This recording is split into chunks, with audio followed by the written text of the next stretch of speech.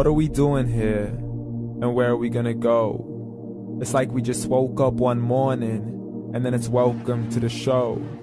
Don't ask any questions, just go with the flow. Make as much money as you can, and try your best not to get broke.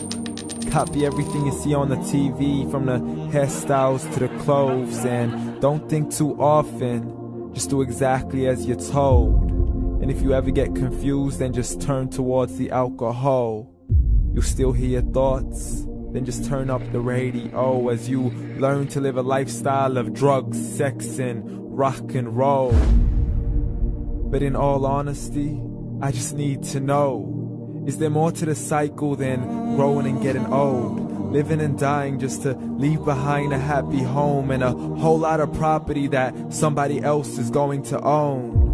I just really need to know before the casket's closed, 'cause I'm not willing to gamble with my soul, nor am I ready to take any chances. These are just simple life questions, and I'm just searching for some answers. Like, what are we doing here? And what is our purpose? How did we get here, and who made us so perfect? And what happens once we go, or is this world all really worth it?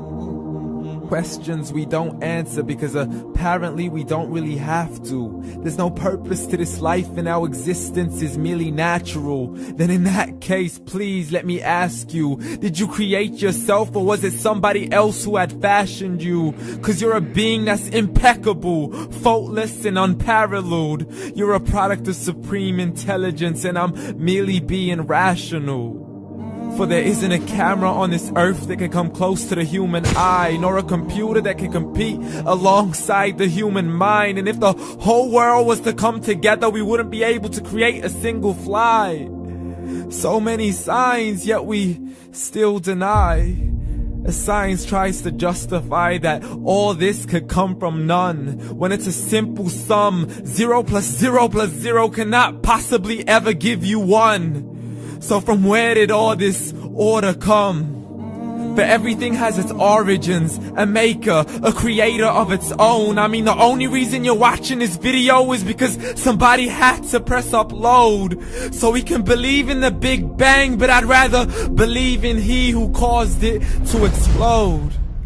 Allah, the creator of everything along with every single soul. The ever-living, the master, the only one who is in control. Unlike his creation, beyond our imagination. And no, he's not a man, nor does he have any partners in association. He's on his own. And no, he did not ever leave us alone. Just like every manufacturer, he left us with an instruction manual. The Quran and Islam, and I'm sorry to jump to conclusions, but it's the only one possible. The only definition of God is the one and only supreme being. It's logical, a book with 0 contradictions, with miracles that are both scientific and historical, all revealed over 1400 years ago.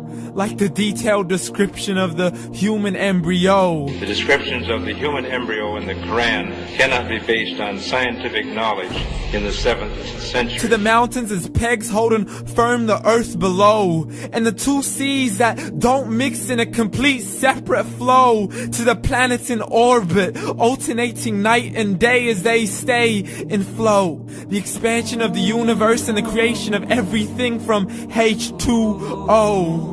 To the stories of the past and the preservation of Pharaoh. To identifying the lowest point in the land where Persia defeated Rome. The gushing fluid that created man in the glands between the ribs and the backbone. And not a word has changed, it's still the same. So please explain how all this was known over 1400 years ago.